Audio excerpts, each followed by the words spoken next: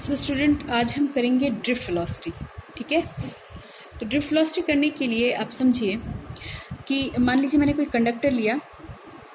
ठीक है, मैंने कंडक्टर लिया जिसका लेंथ कितना है, L है, एरिया ऑफ क्रॉस सेक्शन कितना है मेरे पास, A।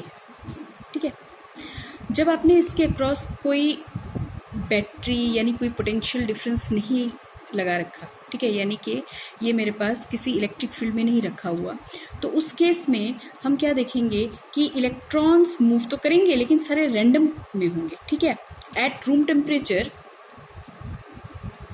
ये इनकी थर्मल वेलोसिटी जो होगी, इलेक्ट्रॉन्स की जो थर्मल वेलोसिटी होगी वो अप्रॉक्सीमेटली अराउंड 10⁵ to 10⁶ मीटर पर सेकंड के आसपास होती है।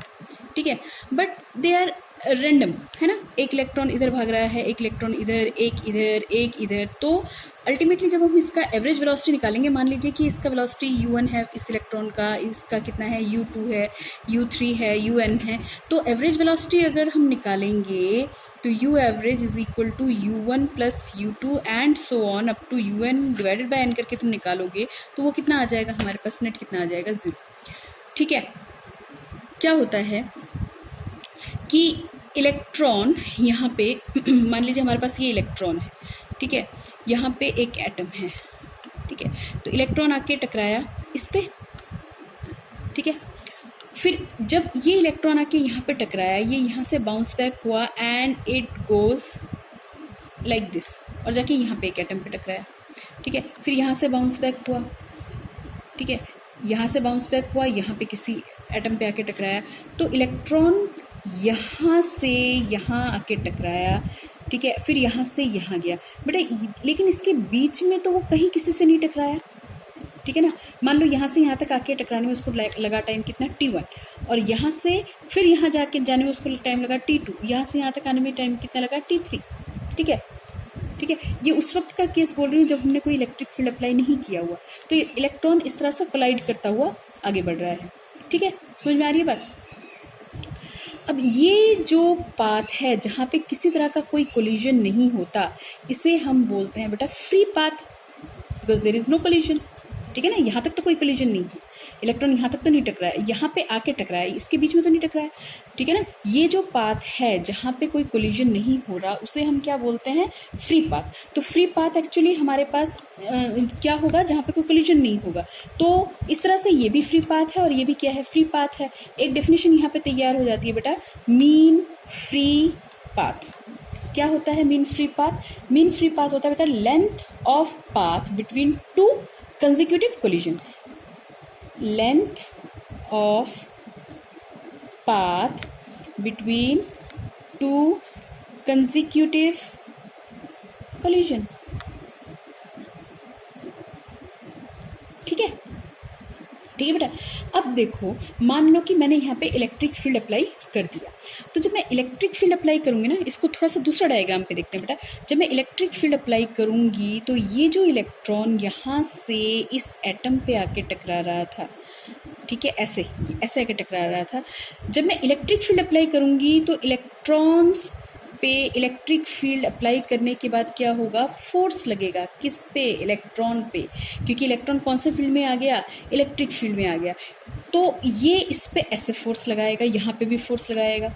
ठीक है, तो इलेक्ट्रॉन ऐसे आने की बजाय फोर्स की वजह से कहाँ पे आएगा, यहाँ पे आएगा।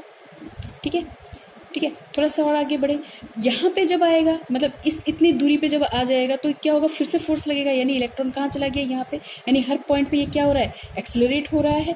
ठीक है, फिर जैसे आगे बढ़ने की कोशिश करेगा, फिर यहाँ पे इसको एक्सेलरेशन मिलेगा, तो इलेक्ट्रॉन कहाँ पे पहुँच गया, ड्रॉप करके कहाँ आएगा, यहाँ पे।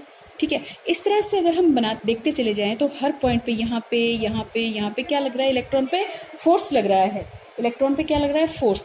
तो जब इलेक्ट्रिक फील्ड नहीं था तो पाथ कैसा था, स्ट्रेट, है ना, लेकिन जब इलेक्ट्रिक फील्ड लगा तो फोर्स लग रहा है, तो पाथ ये बजाय या ऐसे जाने के कैसे जाएगा, ऐसे, समझे, कैसे जाएगा, ऐसे। तो वास्तव में इलेक्ट्रॉन ड्रिफ्टेड हुआ कहाँ से कहाँ तक, यहाँ से यहाँ तक। ठीक है ना, है ना, तो ये एक्चुअली ये क्या हुआ, ये वाला हो गया मेरा ड्रिफ्टेड। तो इस तरह से इलेक्ट्रॉन मेरा क्या होगा, ड्रिफ्टेड। अब जब मैं कह रही हूँ कि यहाँ पे आके टकराने के बाद फिर इलेक्ट्रॉन जाएगा ऊपर, ठीक है, विदाउट इलेक्ट्रिक फील्ड वो कैसे गया, स्ट्रेट। लेकिन इलेक्ट्रिक फील्ड लगा तो एक्चुअली वो कैसे नहीं जाएगा, स्ट्रेट नहीं जाएगा इस एटम पे, बल्कि कैसे जाएगा, ऐसे, समझ रहे हो, ऐसे। तो ये वाला पार्ट क्या हुआ, इसका ड्रिफ्टेड पार्ट हो गया, ठीक है ना। इलेक्ट्रॉन इस तरह से जाना ऐसे था विदाउट इलेक्ट्रिक फील्ड, लेकिन कैसे गया, पैराबोलिक। तो बेटा ये ना एक छोटा सा क्वेश्चन है, ठीक है, मे बी कभी कोई टीचर आपसे पूछ ले कि what is the path of electron. मैं क्वेश्चन लिख देती हूँ, आप इसको नोट कर लीजिएगा। What is the path of electron inside a conductor when current is flowing, ठीक है। तो आपका आंसर क्या होगा बेटा, स्ट्रेट पाथ नहीं होगा, ठीक है। स्ट्रेट पाथ तब होगा when no electric field is applied, no electric field is applied, ठीक है। ये क्या होगा मेरे पास, पैराबोलिक होगा। कब, in presence of electric field, ठीक है। एक 1 मार्क का क्वेश्चन बीच में आपको मैंने बता दिया, ठीक है। तो ये तो हो गया। तो एक मेरे पास हो गया बेटा मीन फ्री पाथ हो गया। मीन फ्री पाथ क्या, length of path between two consecutive collision. तो देखो बेटा यहाँ से यहाँ तक टकराने में या यहाँ से यहाँ तक आने में मेरे को क्या लगा, टाइम। तो अब मेरा टाइम कहाँ पे लिया जाएगा, ये टाइम t1, ये टाइम t2। बेटा ये जो हमारे पास टाइम का जो लैप्स होता है ना दो कोलिजन के बीच में, that is another important definition known age relaxation time, known age relaxation time. एक चीज़ यहाँ पे रिलैक्सेशन टाइम मैंने यहाँ पे डेफिनेशन में लिख रखा है आप लोगों के लिए, ठीक है, आप यहाँ से देख लीजिएगा। The small interval of time between two successive collision between electron and ion in the conductor is called relaxation time, ठीक है। तो ये मेरे पास क्या है, रिलैक्सेशन टाइम है, ठीक है। यानी कि कोलिजन के बीच में जो हमारे पास जो जितना टाइम मिल जाता है दो कोलिजन के सक्सेसिव कोलिजन के बीच में जो टाइम मिल जाता है, that is our relaxation time. इस रिलैक्सेशन टाइम को हम नाम क्या देते हैं, टाउ। एक नया टर्म हमारे पास अराइज होता है, that is known as tau, ठीक है। इतना समझ में आया, यहाँ तक समझ में आया। चलिए बेटा आगे करते हैं। चलिए रिलैक्सेशन टाइम, ठीक है। तो मैंने आपको दो इंपॉर्टेंट चीज़ें यहाँ पे बता दी।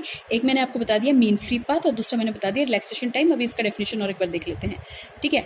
अब देखिए समझिए ज़रा, जब मैंने कंडक्टर को इलेक्ट्रिक फील्ड में रखा, अब देखिए बेटा मैंने क्या किया, कंडक्टर के अलॉन्ग मैंने यहाँ पे पॉजिटिव नेगेटिव पोटेंशियल डिफरेंस लगा दिया, ठीक है। कैसे, पॉजिटिव नेगेटिव, फाइन, ये समझ में आ गया, ठीक है। इलेक्ट्रिक फील्ड अप्लाइड किधर हो रहा है, इस डायरेक्शन में, और इलेक्ट्रॉन किस डायरेक्शन में भाग रहा है, इस डायरेक्शन में। तो जिस वेलोसिटी से इलेक्ट्रॉन फील्ड लगाने के बाद दूसरे टर्मिनल की तरफ जाएगा, उसी वेलोसिटी को हम क्या बोलते हैं, ड्रिफ्ट वेलोसिटी। फिर से रिपीट करते हैं बेटा, ड्रिफ्ट वेलोसिटी क्या होता है, ड्रिफ्ट वेलोसिटी हमारे पास इलेक्ट्रॉन की वेलोसिटी होती है। जब हम इलेक्ट्रिक फील्ड अप्लाई करते हैं तो इलेक्ट्रॉन जिस वेलोसिटी से अपोजिट टर्मिनल की तरफ भागता है, that velocity is known as the drift velocity. Clear. अब इसको निकालेंगे बेटा, ठीक है।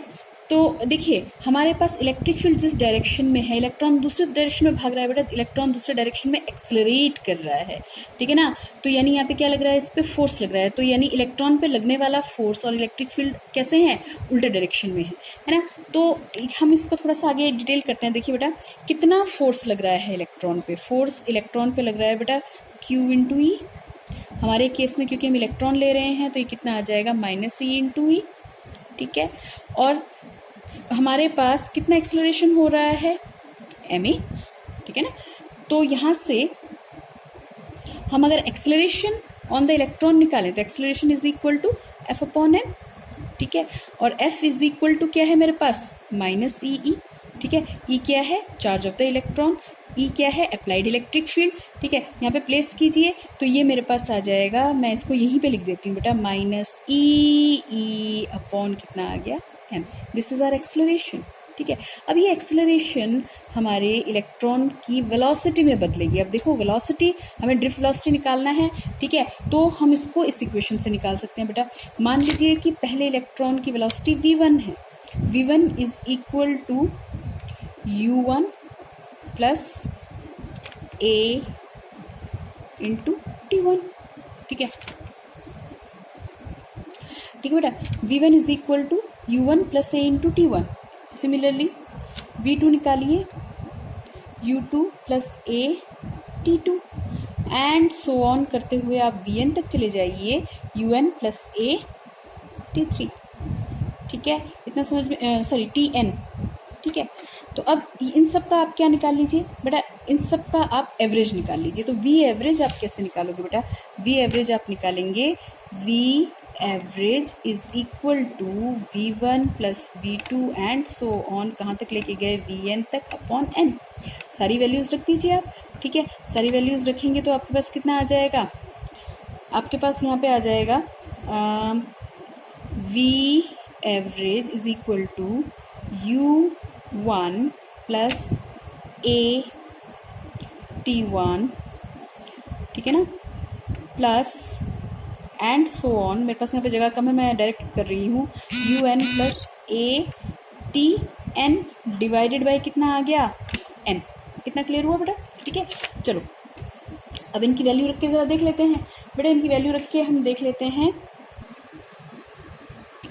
देखिए इन सब की वैल्यूज रख के वैल्यू हम देखेंगे तो ये जो v एवरेज होगा ना हमारा, एक्चुअली वही क्या होगा, ड्रिफ्ट वेलोसिटी होगा, ठीक है। v1 v2 vn upon n की वैल्यू आप सब रख के देख लीजिए। तो ये हमारे पास मैंने पहले ही बता दिया था, ये थर्मल वेलोसिटी होती है और वो हमारी कितनी होती है, 0 होती है। u डिवाइडेड बाय n करके आप सारी v1 v2 सबकी वैल्यू रखोगे तो मेरे पास कुछ ऐसा आ जाएगा, this term will be equal to 0, और बाकी जो हमने एक्सेलरेशन में लिया था ई एम कॉमन आ जाएगा, t1 से लेके tn डिवाइडेड बाय n। बेटा ये जो है ना, दिस एवरेज टाइम जो हमारे पास आएगा, this is the relaxation time, ठीक है। ये this is our relaxation time, ठीक है बेटा। तो ये ड्रिफ्ट वेलोसिटी हमारे पास कितना आ जाएगा, कितना आएगा, ये तो मेरे पास 0 आ गया, माइनस ई टाउ अपॉन कितना आ गया, m, ठीक। तो ये मेरे पास ड्रिफ्ट वेलोसिटी का क्या है, एक्सप्रेशन आ गया, ठीक है बेटा। ये नेगेटिव साइन ना हमेशा शो करेगा कि इलेक्ट्रिक फील्ड और फोर्स हमारा डिफरेंट डायरेक्शन में है, ठीक है, उल्टे डायरेक्शन में है। यहाँ पे टी मेरे पास क्या है, रिलैक्सेशन टाइम, ठीक है। लेकिन ये जो रिलैक्सेशन टाइम है बेटा वो टेम्परेचर पे डिपेंड करता है, ध्यान रखिएगा, ठीक है। यानी अगर हम टेम्परेचर बढ़ा देंगे तो कोलिजन क्या हो जाएगा, बढ़ जाएगा, रिलैक्सेशन टाइम मेरे पास क्या हो जाएगा, कम हो जाएगा, ड्रिफ्ट वेलोसिटी क्या हो जाएगी, ज़्यादा हो जाएगी, ठीक है। If we increase the temperature, ठीक है, रिलैक्सेशन टाइम क्या हो जाएगा, उसका डिक्रीज हो जाएगा, क्योंकि कोलिजन क्या हो जाएगा, इंक्रीज हो जाएगा, मैं बता चुकी हूँ। तो इस पूरे रिलेशन को अगर हम देखें तो यहाँ से मेरे पास क्या आएगा कि ड्रिफ्ट वेलोसिटी जो है वी जो है, ठीक है, ये स्मॉल डी बना लीजिए, वी जो है वो डायरेक्टली प्रोपोर्शनल टू मेरा क्या होगा, इलेक्ट्रिक फील्ड होगा, ठीक है, ठीक है। तो यहाँ तक तो मेरा एक्सप्रेशन हो गया। थोड़ा सा एक छोटी सी बात और इसमें ऐड कर लो आप बेटा, क्योंकि ई और वी में हमने रिलेशन किया था, है ना, ई और वी में हमने रिलेशन किया था, E is equal to D V by D R, ठीक है ना। तो जो ड्रिफ्ट वेलोसिटी है वो मेरे पास क्या डायरेक्टली प्रोपोर्शनल टू क्या हो जाएगा, क्योंकि डायरेक्टली प्रोपोर्शनल टू ई है तो क्या आ जाएगा, D V by D R. तो drift velocity is free of time. आप यहाँ से क्या देख रहे हो, ड्रिफ्ट वेलोसिटी मेरे पास क्या है, it is free of time, that is does not depend on the time, ठीक है, ठीक है, समझ में आ रही है बात। तो बेटा ये हो गया हमारे पास ड्रिफ्ट वेलोसिटी का expression which is very important.